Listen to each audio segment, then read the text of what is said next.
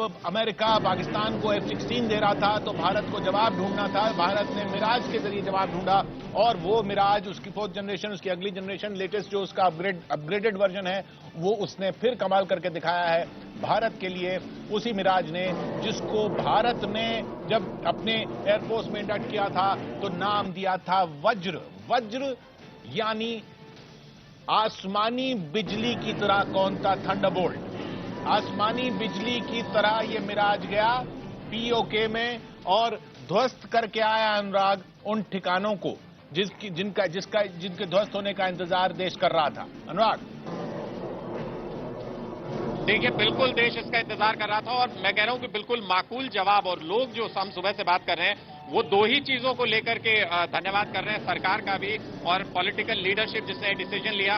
उनका ये कहना है कि पहले ये लगने लगा था कि एलओसी के उस तरफ का कश्मीर जो है उसके लिए हम बार्गेन कर रहे हैं, अपना अपना सा नहीं लगता था। अब वहां पर हमारे प्लेन घूम करके आए तो अपना लगने लगा है। आपको लगता है कि जो प्लेन अपने इलाके में कश्मीर में जाकर के आए तो उससे ये आत्मविश्वास एक तरीके से एक मैसेज गया है कि वो हमारा ही इलाका है?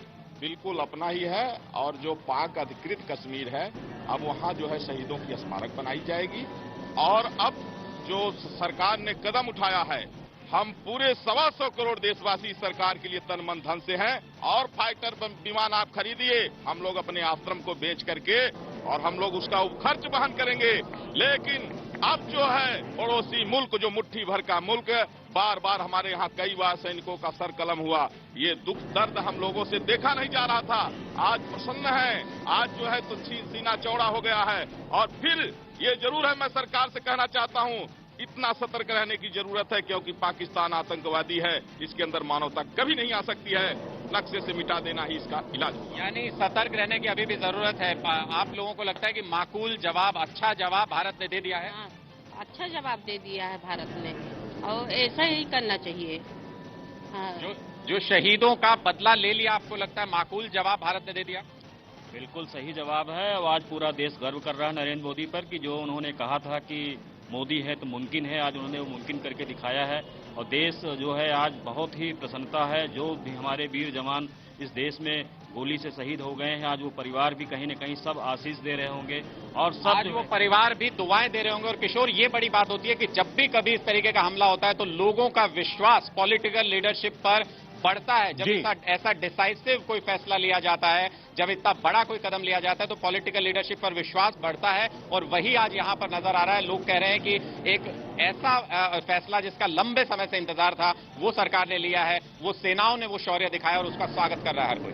जी हाँ, क्योंकि कुछ दिन पहले पीएम ने इशारा कर दिया था कि आतंकियों के खिलाफ बड़ी कार्रवाई की जाएगी।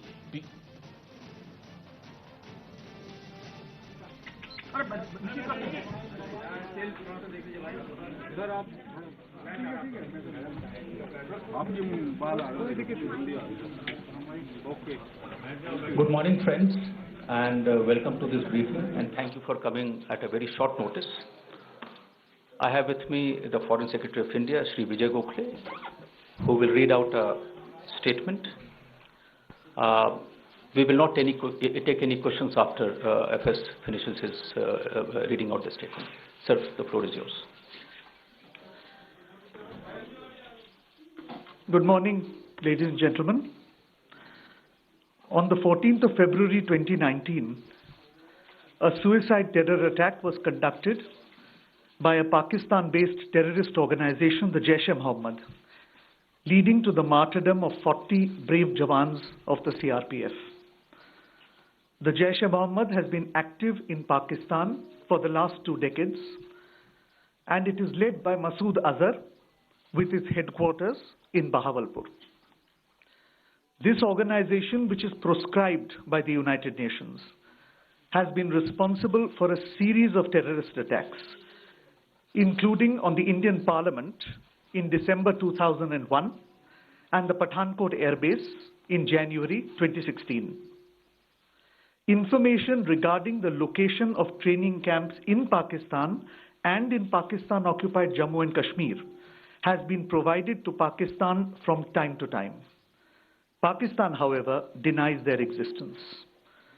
The existence of such massive training facilities capable of training hundreds of jihadis could not have functioned without the knowledge of the Pakistan authorities.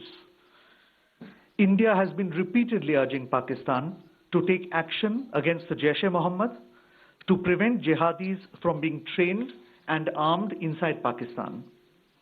Pakistan has taken no concrete action to dismantle the infrastructure of terrorism on its soil.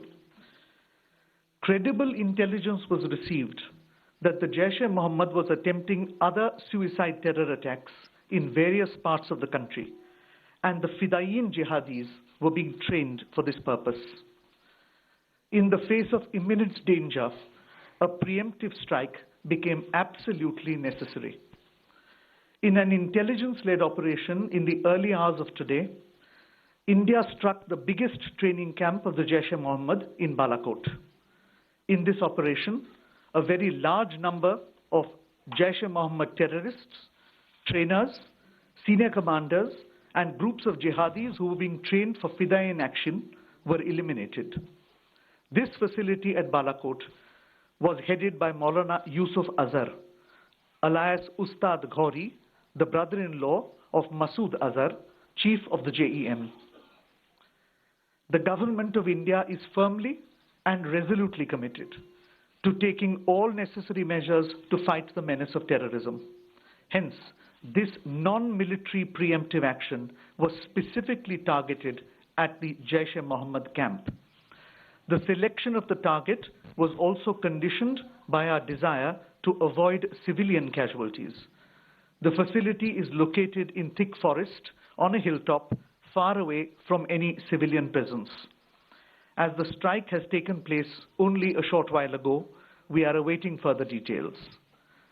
The government of Pakistan had made a solemn commitment in January 2004 not to allow its soil or territory under its control to be used for terrorism against India. We expect that Pakistan lives up to its public commitment and takes follow-up action to dismantle all JEM and other camps and hold the terrorists accountable for their actions. Thank you. This concludes the briefing. Thank you all for joining. We are not taking any questions. Thank you. Thank you, ladies and gentlemen. We will, no questions at this time.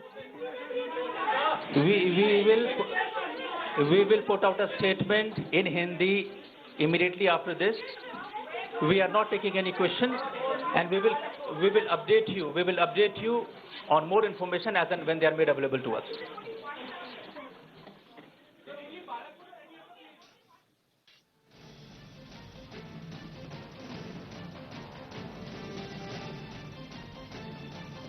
Foreign secretary Vijay Gokhale ने किया briefing, सवाल लेने से कर दिया इनकार। कहा साहब ने कि भारत ने किए हैं स्ट्राइक, भारत ने बालाकोट में जैश के पूरे टेरर बेस को कर दिया नेस्तु नाबूद। उन्होंने ये भी कहा कि ये टेरर कैंप जो है, बेस जो है, वो मसूद अजहर का ब्रदर इन लॉ वो चला रहा था इसे उस्ताद गौरी के नाम से।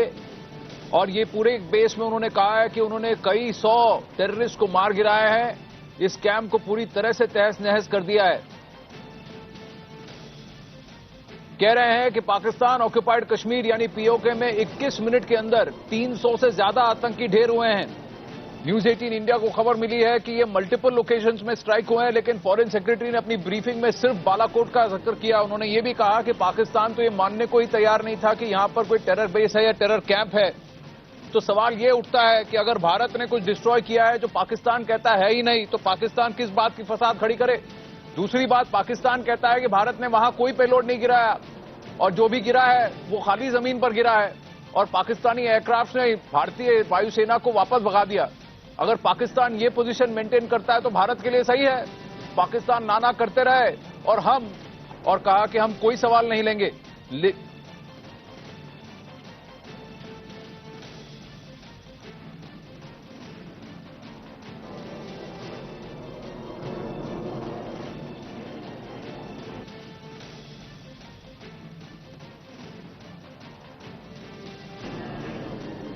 अनुराग ढांडा अयोध्या से जुड़ रहे हैं, रिफत अब्दुल्ला श्रीनगर से जुड़ रहे हैं, संदीप बोल हमारे साथ हैं और मेजर जनरल राजेश आर्या मेरे साथ यहां न्यूज 18 इंडिया के स्टूडियोज में। और इसी खबर पर हम नजर बनाए रखेंगे। सबसे बड़ी बात संदीप कि हमारे पास तस्वीरें हैं, जम्मू के नागरिकों ने यह कंफर्म किया है कि रात भर उन्हें भारतीय वायुसेना के एयरक्राफ्ट के हवा में उड़ने की आवाजें आई और कुछ ने तो उन्हें कैद भी किया है पिक्चर्स में। और ये मिराज 2000 थे। हमें क्या लेना देना कि ये कौन से एयरबेस से उड़े, हमें क्या लेना देना कि कितना इनमें पेलोड था। हमें इस बात से लेना देना है कि भारत ने मुंह तोड़ जवाब दिया है। हमें इस बात से लेना देना है कि वहां पर जो टेररिस्ट थे, जो हमारी सरजमी पर आकर हमारे लोगों पर हमला बोलने की ताक में बैठे थे, हमने उनको गिरा दिया, मार दिया। हमें इस बात से लेना देना है कि हमारी सेना, हमारी वायुसेना उतनी ही सक्षम है जितनी की हमारी आर्मी, जितनी की हमारी नेवी। और सबसे बड़ी बात, जब सर्जिकल स्ट्राइक 1 हुआ था और जब इस पर सबसे पहली बार विचार हुआ था, तब भी एयर स्ट्राइक का ऑप्शन था। 3 ऑप्शंस थे, जिसमें से पहले ऑप्शन को एक्सरसाइज किया गया, ऑप्शन 2 और ऑप्शन 3 तब भी भारत के पास था रिजर्व। और अब लगता है अब की बार उन्होंने ऑप्शन 2 का इस्तेमाल किया, यानी कि एयर सपोर्ट। और इस बार भी उन्होंने जो इस एयरक्राफ्ट को चुना है, उस एयरक्राफ्ट का कोई तोड़ नहीं है। और यह भी बताया जा रहा है कि पाकिस्तानी एयरक्राफ्ट उन्होंने जब रिटेलिएशन के लिए F-16 ऊपर उड़ाया हवा में, जब उन्होंने देखा कि भारत की वायुसेना का क्या फॉर्मेशन है, तो चुपचाप वापस हो लिए। बिल्कुल, देखिए जिस तरीके का अटैक हुआ, अब जो है आधिकारिक रूप से जो है भारत सरकार की तरफ से फॉरेन सेक्रेटरी ने इस बात का ऐलान कर दिया है कि इस तरीके के अटैक को अंजाम दिया गया है। बालाकोट में टेररिस्ट कैंप पे अटैक किया गया है और वहां पे जो है काफी हैवी कैजुअलिटी हुई है। और क्योंकि फॉर्मेशन क्या था, किस एयरक्राफ्ट ने उड़ान भरी थी, ये बहुत ज्यादा मायने नहीं रखता, इसीलिए शायद अभी तक जो टेक्निकल डिटेल्स है वो जानकारी नहीं दी गई है। लेकिन इतना साफ कर दिया है कि बालाकोट में उन जगह पे अटैक किया गया जहां पे कि सिविल के पॉपुलेशन नहीं थी, जहां पे सिर्फ और सिर्फ आतंकी कैंप चल रहे थे और उनको जो है पूरी तरीके से नेस्ते नाबूद कर दिया। हालांकि अभी थोड़ी देर बाद हो सकता है कि इस दिन में कुछ बैकग्राउंड ब्रीफिंग में भी हो सकता है कि इस बारे में जानकारी दी जाए कि किस तरीके के एयरक्राफ्ट का इस्तेमाल किया गया था। लेकिन जानकारी यही है कि मिराज 2000 ने जो है इस प्रिसीजन अटैक को अंजाम दिया है और जिसमें काफी भारी मात्रा में जो है आतंकियों को मार गिराया है। और पहले से ही ये साफ कर दिया था भारत ने कि वो कुछ ना कुछ करेगा। जो भी आतंकी पुलवामा अटैक के पीछे शामिल है उनके ऊपर जो अटैक होगा। और सीधे तौर पर अब जहां पे अटैक किया गया है वो सीधे जो है वो आतंकी संगठन जो है वहां पे जो है चलाते थे अपना संदीप कैंप और भारी संख्या में जो है उनको नुकसान पहुंचाया। संदीप, मैं वापस आपकी तरफ रुख करता हूं, पर जरा एमईए की इस ब्रीफिंग को सुन लेते हैं। देखिए, ये फॉरेन सेक्रेटरी की ब्रीफिंग है, ऐसा नहीं कि मिनिस्ट्री ऑफ डिफेंस ने ब्रीफ की हो या फिर किसी सेना के किसी स्पोक्स पर्सन ने या डीजीएमओ ने ब्रीफिंग की हो। ये एमईए की ब्रीफिंग है क्योंकि ये इंटरनेशनल अफेयर्स है और ये मैसेज है पाकिस्तान को। देखिए, अगर आप कहते हैं ये कुछ नहीं है तो कुछ नहीं है, हमारे लिए था, हमने गिरा दिया, बात खत्म, आगे बढ़ते हैं। बालाकोट से शुरुआत हुई है, सुनते हैं। On the 14th of February 2019, a suicide terror attack was conducted by a Pakistan-based terrorist organization, the Jaish-e-Mohammed, leading to the martyrdom of 40 brave jawans of the CRPF. The Jaish-e-Mohammed has been active in Pakistan for the last 2 decades, and it is led by Masood Azhar, with its headquarters in Bahawalpur. This organization, which is proscribed by the United Nations, has been responsible for a series of terrorist attacks, including on the Indian Parliament in December 2001 and the Pathankot Air Base in January 2016. Information regarding the location of training camps in Pakistan and in Pakistan-occupied Jammu and Kashmir has been provided to Pakistan from time to time. Pakistan, however, denies their existence. The existence of such massive training facilities capable of training hundreds of jihadis could not have functioned without the knowledge of the Pakistan authorities. India has been repeatedly urging Pakistan to take action against the Jaish-e-Mohammed to prevent jihadis from being trained and armed inside Pakistan. Pakistan has taken no concrete action to dismantle the infrastructure of terrorism on its soil. Credible intelligence was received that the Jaish-e-Mohammed was attempting other suicide terror attacks in various parts of the country, and the Fidaiyin jihadis were being trained for this purpose. In the face of imminent danger, a preemptive strike became absolutely necessary. In an intelligence-led operation in the early hours of today, India struck the biggest training camp of the Jaish-e-Mohammed in Balakot. In this operation, a very large number of Jaish-e-Mohammed terrorists, trainers, senior commanders and groups of jihadis who were being trained for Fidaiin action were eliminated. This facility at Balakot was headed by Maulana Yusuf Azhar, alias Ustad Ghori, the brother-in-law of Masood Azhar, chief of the JEM. ये थी विजय गोखले जी की briefing जो अंग्रेजी में कर रहे थे। अमित पांडे वहीं एमईए की ब्रीफिंग में मौजूद थे, हमारे साथ जुड़ रहे हैं। अमित, राइजिंग इंडिया की तो हम बात कर रहे थे, राइजिंग इंडिया समिट की बात कर रहे थे, लेकिन ये जो न्यू इंडिया का फेस हमने देखा है, जहां ये कहा है कि इरादा है तो मुमकिन है, चाहे भले ही सरकार और भाजपा कहे मोदी है तो मुमकिन है, हम कहेंगे फोर्सेस है तो मुमकिन है, लेकिन सबसे बड़ी बात अगर इरादा है तो मुमकिन है, भारत है एक साथ एकजुट तो मुमकिन है। अब क्या हिंदी में इसका जो अनुवाद है इनकी प्रेस ब्रीफिंग का वो आपको दिया गया है? क्योंकि विजय गोखले जी ने सवाल लेने से मना कर दिया था वहां। अब से थोड़ी देर में इसका हिंदी आधिकारिक जवाब मिलेगा, लेकिन जो 3-4 अहम चीजें हैं यहां पर आनंद मैं आपको बताना चाहूंगा, वो साफ कर दिया है यहां पर कि भारत कभी भी अपनी अखंडता और अपने हितों के साथ समझौता नहीं करेगा। और यही संदेश इस ब्रीफिंग के मुताबिक पाकिस्तान को लगातार पिछले 6 से 8 महीने से देने की कोशिश की जा रही थी कि जैश के टेरर कैंप हैं, वो फिदाइन कैंप है, वो आत्मघाती दस्ते हैं, वहां वो उनको आप हटाइए। भारत ही लगातार संदेश देने की कोशिश कर रहा था, बावजूद इसके पाकिस्तान ने की नहीं सुनी। और आज जो ये स्ट्राइक है, ये मिलिट्री स्ट्राइक नहीं है, और ये एक अपने हितों की रक्षा करने के लिए उठाया गया एक कदम है, और एक इंटेलिजेंस इनपुट के आधार पर उठाया गया ये कदम है। और जहां पर इसको स्ट्राइक किया गया, वहां पर एक बड़ी तादाद में भारतीय विदेश मंत्रालय के मुताबिक एक कैंप चल रहा था और उसको तबाह किया गया। तो अपने हितों की रक्षा करने के लिए, अपनी अखंडता को बनाए रखने के लिए और उन लोगों को खत्म करने के लिए जो भारत के हितों को नुकसान पहुंचा सकते हैं, ये जरूरी कदम उठाया गया है। ये मिलिट्री एक्शन नहीं था। पहली भारत की ओर से आधिकारिक प्रतिक्रिया आई है और विदेश मंत्रालय ने ये प्रतिक्रिया दी है।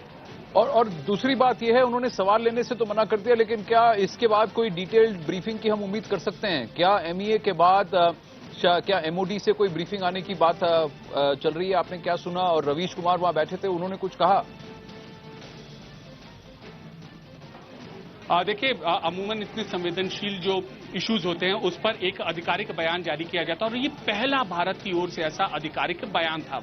इसके बाद रक्षा मंत्रालय से, गृह मंत्रालय से और अलग अलग जो स्टेक होल्डर्स हैं उनसे बयान आएगा।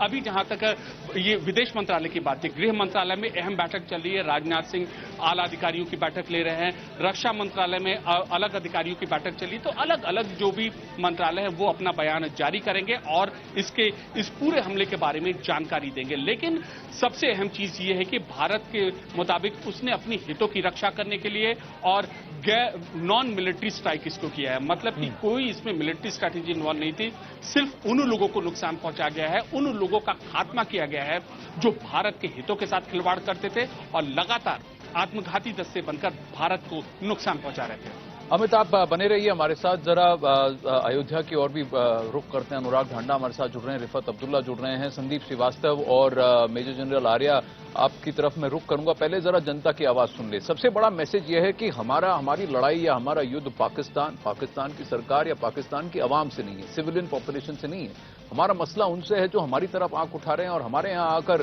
दहशतगर्दी करने के का प्लान बना रहे हैं। और जो ग्राउंड्स उन्होंने यूज किए, जहां पर हमने स्ट्राइक किया है, वहां तो 1994 में भारत की पार्लियामेंट ने कहा कि ये हमारी सरजमीन है। तो आर्ग्यूमेंट अगर भारत का ये है कि देखिए, जो हमारे घर में घुसकर जो कीड़े मकोड़े आने की कोशिश कर रहे थे, हमने उनको वहीं पे पेस्टिसाइड करके कंट्रोल कर दिया, यही किया है। बाकी हमारा किसी से कोई युद्ध और किसी से ये नहीं है। अनुराग, जरा बात बताइए, अयोध्या में कैसा माहौल है? लोग क्या कह रहे हैं वहां? आपने कई लोगों से बात की, उनका क्या कहना है स्ट्राइक पर? बिल्कुल आनंद, जबरदस्त उत्साह में है यहाँ पर लोग। और सबसे बड़ी बात, हम सुबह से लोगों से बात कर रहे हैं, लोग ये कह रहे हैं कि ये लगने लगा था कि एलओसी के उस तरफ वाला जो कश्मीर है वो शायद कभी हमारा होगा नहीं। अब वो लगने लगा, जब हमारे प्लेन वहां घूम करके आए हैं, तो अब ये लगने लगा है कि वो भी हमारे ही देश का हिस्सा। और आप देखिए किस तरीके से तिरंगा लेकर के ये आम लोग हैं यहाँ के, वो यहाँ पर खड़े हुए हैं। किस तरीके से देखते हैं इसको, आज जो बदला लिया है भारत ने, किस तरीके से आज जो भारत ने बदला लिया है पाकिस्तान के अंदर 80 किलोमीटर घुसकर, जो उसने आज जो है स्ट्राइक किया है, इससे पाकिस्तान को सबक लेना चाहिए और अब पाकिस्तान को समझ लेना चाहिए कि अगर भारत को अगर वहां दिखाएगा तो पूरा फना हो जाएगा, खत्म हो जाएगा, नेस्त तो नाबूद हो जाएगा। इमरान खान, तुम्हें ये अभी पहले पिक्चर ट्रेलर दिखाया गया है, पूरी पिक्चर अभी बाकी है। ये सिर्फ ट्रेलर है और अगर पाकिस्तान अपनी हरकतों से बाज नहीं आया तो उसे आगे भी ऐसे देखना पड़ेगा।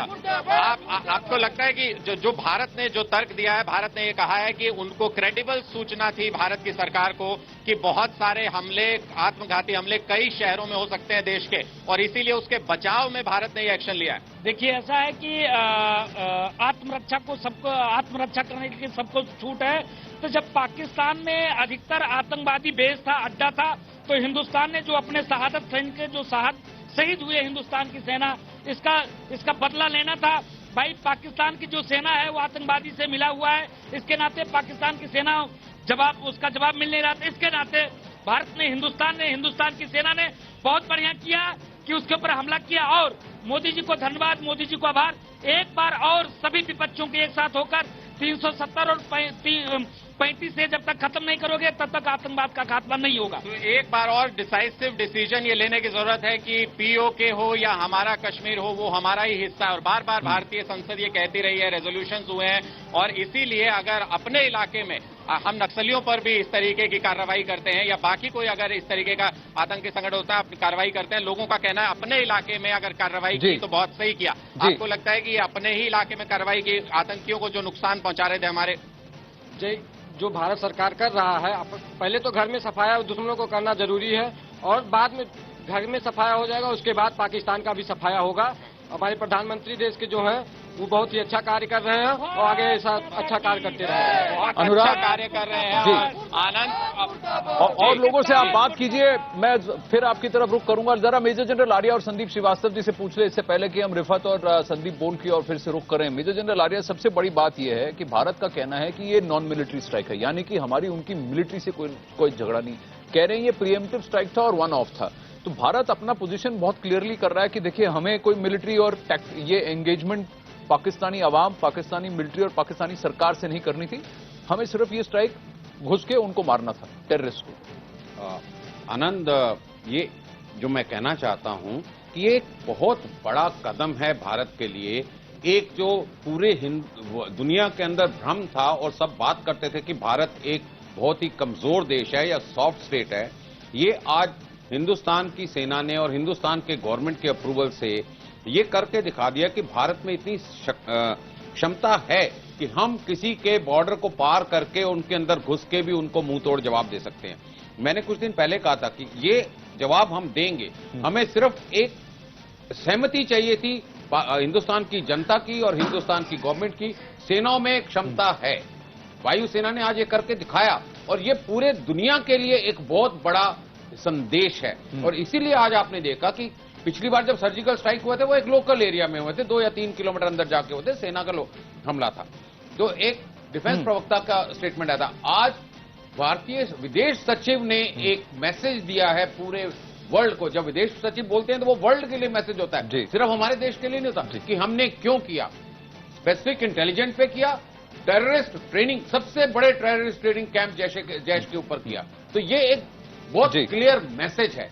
जनरल आर्य, सॉरी मैं आपको इंटरप्ट कर रहा हूं। संदीप श्रीवास्तव जी, इससे पहले कि मैं आपकी ओर रुख करूं, एक खबर आ रही है जोधपुर से, बड़ी खबर आ रही है। अभी अभी जोधपुर एयरबेस हाई अलर्ट पर है। ये कहा गया है कि पीओके में एयर स्ट्राइक के बाद भी अब ये आया है कि जोधपुर डिफेंस एयरपोर्ट का उसका भी हाथ था उस पर, वो भी स्टैंड बाय में है। ये कहा गया है कल पूरी रात जोधपुर एयरबेस पर थी पूरी तैयारी। सुखोई 30 के फाइटर प्लेन भी थे स्टैंड बाय मोड पर।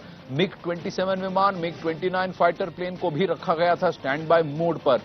ये अभी इंफॉर्मेशन आ रहा है कि जोधपुर से भी जो एयरबेस है वहां पर सारे एयरक्राफ्ट तैयारी में थे कि अगर एयर सपोर्ट की जरूरत पड़ी, अगर पाकिस्तान की तरफ से इसको मिलिट्री लेवल पर एस्केलेशन होता तो शायद हम और भी तैयार थे, मुस्तैद थे।